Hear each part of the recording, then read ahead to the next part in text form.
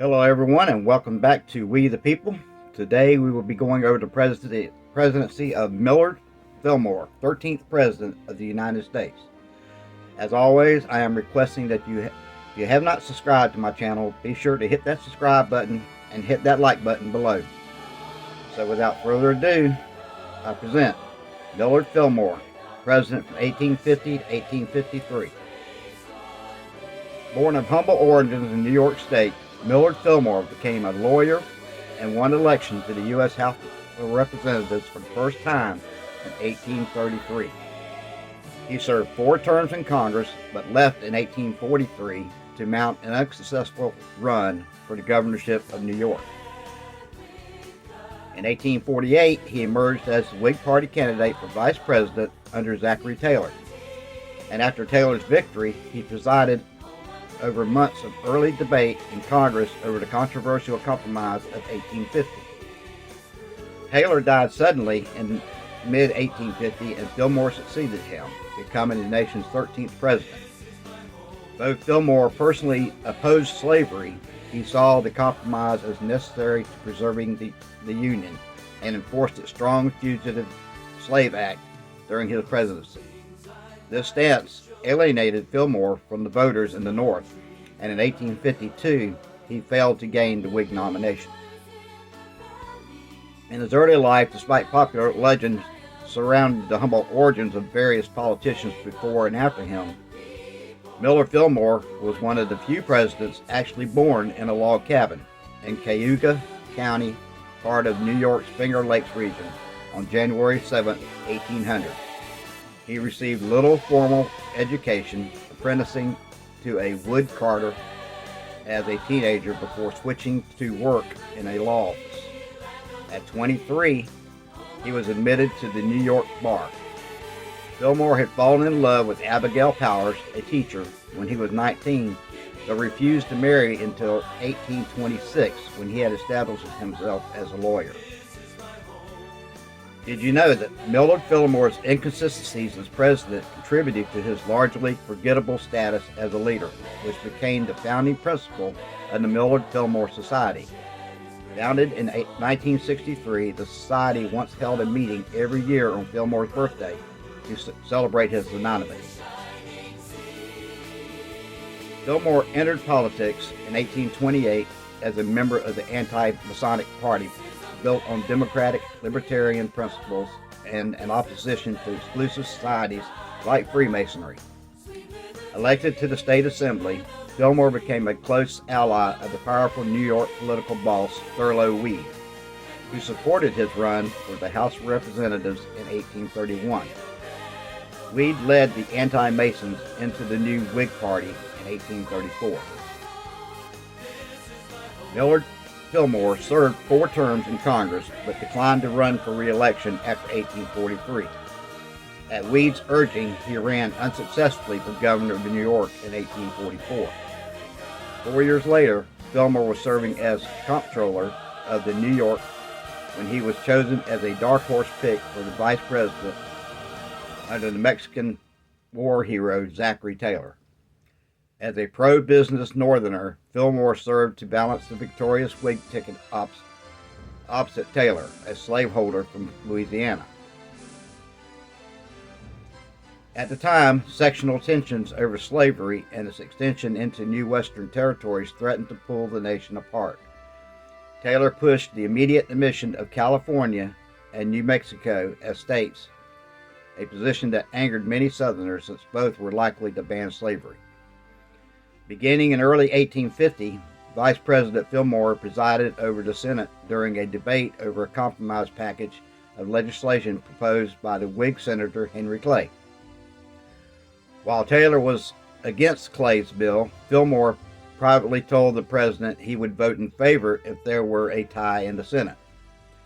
Congress had been debating for 5 months when Taylor took ill suddenly after an Independence Day celebration in Washington. He died on July 9, 1850, and Fillmore became the nation's 13th president. Born in a log cabin, Millard Fillmore spent much of his youth clearing land and raising crops on the 130-acre farm that his father leased in New York. in New York's Finger Lake region. At age 14, his father, hoping to steer him away from farm life, apprenticed him to a cloth dresser, but he soon returned home after allegedly suffering severe mistreatment. Fillmore next apprenticed with the owners of a textile mill. Despite receiving only minimal formal schooling, he worked hard to educate himself and eventually became a school teacher. He also took an interest in the law, spurred on by his father's landlord, a local judge. Following a couple of clerkships, Fillmore was admitted to the bar at age 23 and opened a practice near Buffalo, New York, where he made a good living and began to meet the area's political leaders. Fillmore was elected to the New York State Legislature in 1828 on the anti-Masonic ticket, which, as its name suggests, strongly opposed Freemasonry. He remained affiliated with the party, which at the time polled well in western New York, upon winning election to the U.S. House of Representatives 4 years later. But he soon cut ties with it to join the Whig Party, an amalgam of forces opposed to Democratic President Andrew Jackson. As a Whig, Fillmore served 3 terms in the House, lost the race for New York governor, but became New York's comptroller and then received a surprise nomination to be Zachary Taylor's running mate in the 1848 presidential election. With the Democrats split over the issue of slavery, some had left to form the anti-slavery Free Soil Party.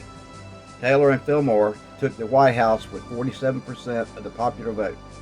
During Fillmore's time as president, the Taylor administration largely left him out of the decision-making process. But on July 4th, 1850, Taylor came down with a stomach bug after attending a 4th of July celebration at the Washington Monument. His doctors, following the since discredited medical practices of the era, gave him a mercury compound called calomel and induced bleeding and blisters. Within days, Taylor was dead and Fillmore had ascended to the presidency. The only other U.S. presidents never elected to office were John Tyler, Andrew Johnson, Chester A. Arthur, and Gerald Ford.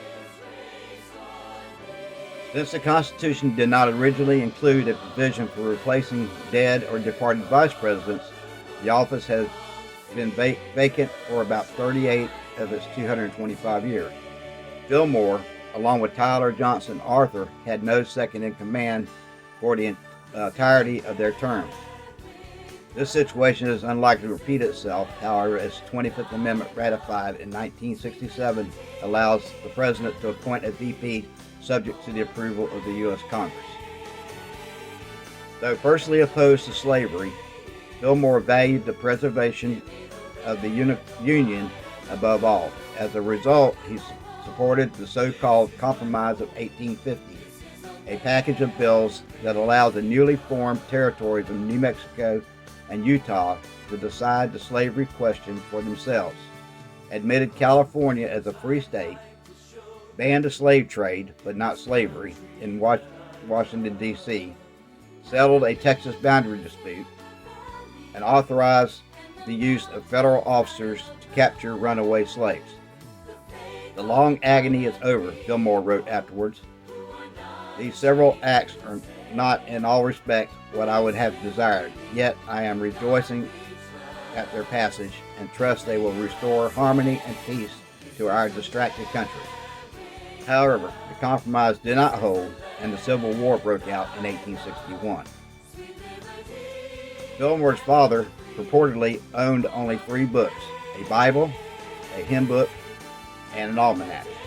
Yet Fillmore became a bibliophile anyway, carrying a dictionary with him at all times in order to improve his vocabulary. As president, he and his wife found the first permanent White House library. He also reportedly raced to help fight a December 1851 blaze at the Library of Congress, and then signed a bill to fund the replacement of all books that had been destroyed. Recognizing that the fugitive slave provision was the main concession to the South in the Compromise of 1850, Fillmore strictly enforced it. In so doing, however, he enraged Northern abolitionists. At the 1852 Whig Convention in Baltimore, Fillmore's main support came from Southern delegates, and he lost on the 53rd ballot to Winfield Scott, a veteran of numerous wars. In that November's election, Scott carried only 4 of the 31 states against Democrat Franklin Pierce, thus marking the beginning of the end of the Whig Party.